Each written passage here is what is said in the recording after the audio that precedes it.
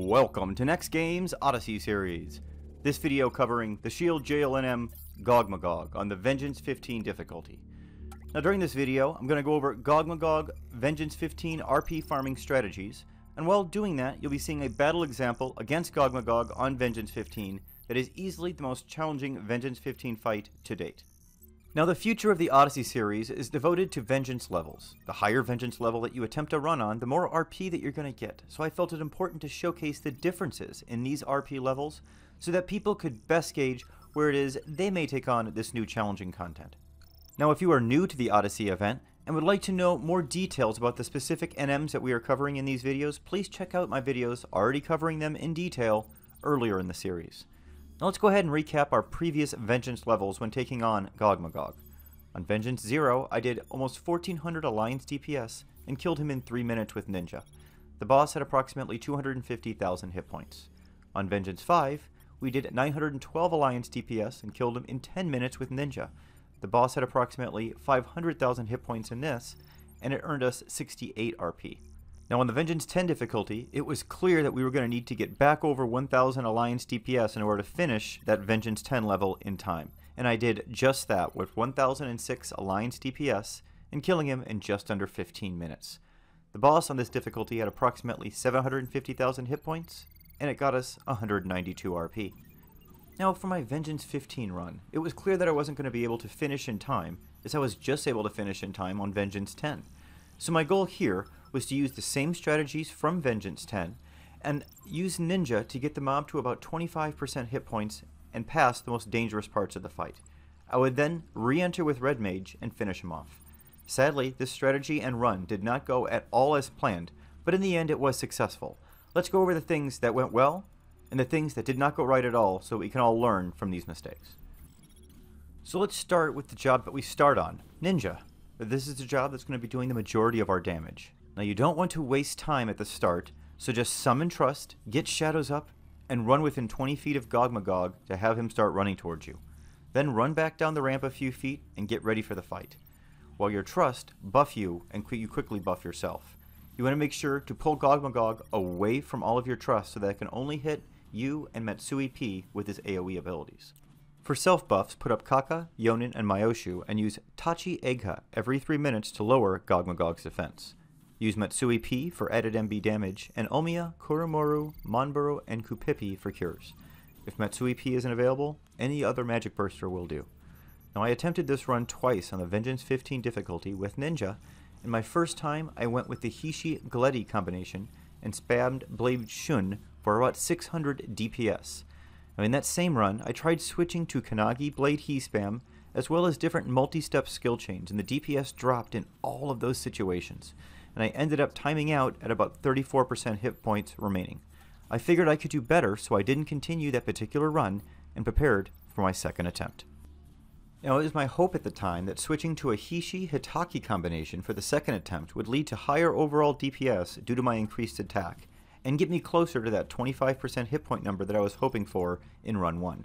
Sadly, it led to about the same DPS or even just a few DPS less, so in the end it seems Hishi Gledi or Hishi Turnian is going to be your best option for the overall DPS here, but Hitaki is a close second. Now the most important part of this first run is at 74%. The instant that Gogmagog reaches this hit point level, he's going to use an SP ability. Note, this is different than previous Vengeance levels, as on those this occurs at 49% hit points. Now, the 3 SP abilities that he could potentially use are Hundred Fist, Mighty Strikes, and Blood Weapon. Now it's imperative that you do not give him any TP while this SP ability is going on, or he's almost always going to use an ability that'll one-shot you or your Trust. The worst of these abilities is Noa Hintu, which will one-shot all of the people in range. Make sure to disengage the instant you see the SP ability used, and make sure to keep Migawari up as you cross this hit point threshold, just in case Matsui P sneaks in a round of attacks and triggers a Noa Hinto to go off. Wait 45 seconds for the SP ability to wear, and then get right back to work. Don't waste any time here. Now other than those 45 seconds, you want to be spamming Blade Shin for this entire fight, and getting in as many skill chains as you can, so that Matsui P, or your Magic Burster, can Magic Burst off of them as many times as they can to maximize their DPS. The main thing that slows you down during this fight is the Infernal Bulwark ability. that gives a potent stone skin effect that can take a while to get through if you don't happen to have a weapon skill ready when the ability is put up. If everything goes well, you should finish this first run with between 25% and 34% hit points left on Gogmagog. Now on both my first and second attempts, I ran out of time with exactly 34% remaining. So when this happened on the second run, I decided to just go ahead and keep going and try and get this win. Sadly, many new mechanics were discovered during that last 34% that made it quite a challenge. But let's go ahead and go over everything that happened during that last 34% so that everyone's kind of prepared for the way this goes, because it wasn't quite like I thought it was going to go. Now the first mistake that I made on Red Mage was not buffing. I figured time was short, just like it was in that first run, to get all 34% of that done with Red Mage, so I would just buff as the fight went on. Please note that Gogmagog uses his SP ability immediately once you are within 20 feet on your second run. This makes the soloer very vulnerable to dying right out of the gate, especially since Ninja was the only job with Shadows to stall appropriately during this SP ability period of time. This caught me entirely off guard on this run, and I simply tried to pull it as far as I could before reluctantly letting Arc EV engage and get hate off of me. I also didn't have re-raise up at this moment, so I was frantically trying to find a window to do that in. Fortunately, I was able to engage, get Arc EV to Voke, and then kite long enough to get through the SP window without a Noah Hintu or other nasty ability going off. Now that being said, in hindsight, all I needed to do here was bind Gogmagog and this whole thing would have been a non-issue. Now sadly, Red Mage is still relatively new to me, and it didn't occur to me in this moment, as I wish it would have, that I really should have bound. So if you're attempting Run 2 on a job that has bind, be ready to use it right there at the start. If you're not on a job that has access to bind or shadows, you best think about how your job can best handle those first 45 seconds, as it literally can make or break your second and third runs. Now the next mistake I made was bringing Red Mage at all, to be honest. I mean, it works, and in theory it looks like you have time to finish with a Ninja first and Red Mage second, but Red Mage's damage is really poor without the Ninja sub-job, and I'm noticing in future, I'm thinking Summoner will be a better second job for me, with Red Mage perhaps being a third and final option if a third run is needed. Now my next mistake that I made was forgetting to turn on my shield LUA, so I was still in dual wield gear for the first 4 minutes of Gogmagog. I sadly couldn't even remember what I called the LUA, so I even had to switch over to Windows, browse to my gear swap folder, remind myself of that, and then I could switch back, load that gear swap. All in all, it cost me about a minute, so this was definitely not one of my finer moments. Now, despite all of that, we still managed to take Gogmagog from 34% down to 9%, so we did manage to do that 25% of damage that I was hoping Red Mage could do, even with all those mistakes and craziness that occurred. Without all that craziness, and with proper buffs at the start, I feel 2 runs should be more than doable for a Ninja Red Mage combination, or Ninja Summoner. Now obviously, the closer you can get to 25% hit points on that first run, the better chances you're going to have. I also want to point out that the amount of TP abilities used under 25% goes up dramatically. This causes a ton of Infernal Bulwarks to be used that can dramatically slow down your fight. It looks like another tier is hit under 10% because I saw even more TP spam once we reached that level. So keep this in mind, because Infernal Bulwarks and other TP abilities are literally used back to back once you reach this level.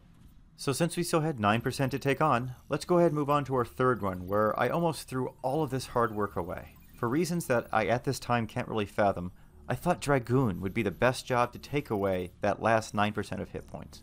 That was a horrible idea. I should have just taken in Summoner and it would have been much safer, I think, in my opinion. But alas, I took in Dragoon. The first mistake of many here.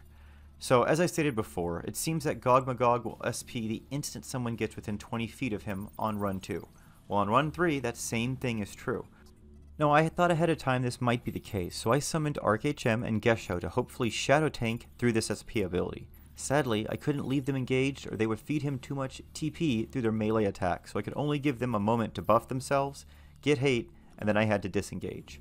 Sadly, it wasn't enough time, and before the SP ability wore, Gesho died to melee hits, and the King of Hearts is hit with 11,000 damage with a Villainous Rebuke. Once the SP ability had finally worn, he was at 4% hit point remaining. Sadly, too much is going on at this point in time, and I'm not healed, and I die with only 3% hit point remaining. I thankfully had re-raise up, so I get back up and wait for weakness to wear off before heading back in again. So now we're at the 16th through 20th Trust Summon for this run, and I'm really scraping the bottom of the barrel for tanks, white mages, and even anything that can haste cap us. This is also complicated by the fact that he spams TP moves that last 10%, which is very hard for the remaining Trust to keep up with. I tried to manage hate and keep my hit point level high best I could with my Wyvern dead, and in the end eked out a win for my Vengeance 15 clear. Now, I am disappointed that it took me 3 Moglophone 2s to get this done, but things are going to only get more harder and complicated from here, so it was good that we learned some of these lessons now. I'm currently building back up my segments so that I can take on my Atonement 2 NMs on the Vengeance 5 difficulty. Look for the start of these next week. Okay, that's going to be about it for details on Gogmagog Vengeance 15. He is without a doubt the most challenging of the Atonement 1 NMs, which is actually kind of annoying since he has arguably the best drop of the 4 to augment. I may say you want to stick with the Vengeance 10 difficulty that you can just take care of in a single run on him, as otherwise you might end up getting quite frustrated in a string of runs where you aren't able to finish in the 2 runs that you would need to make this efficient. Okay, enjoy the rest of the run, everyone.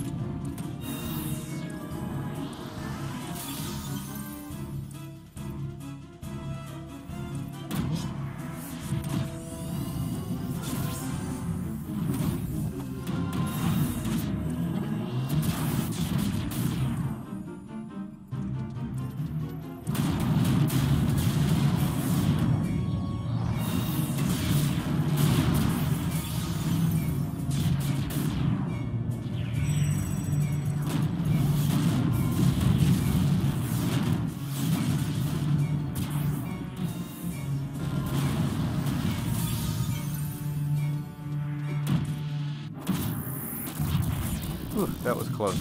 That's going to be it for the fight against Gogmagog on Vengeance 15. We'll see you next time for Atonement 2. Thanks so much for watching, everyone. Stay safe and stay healthy out there.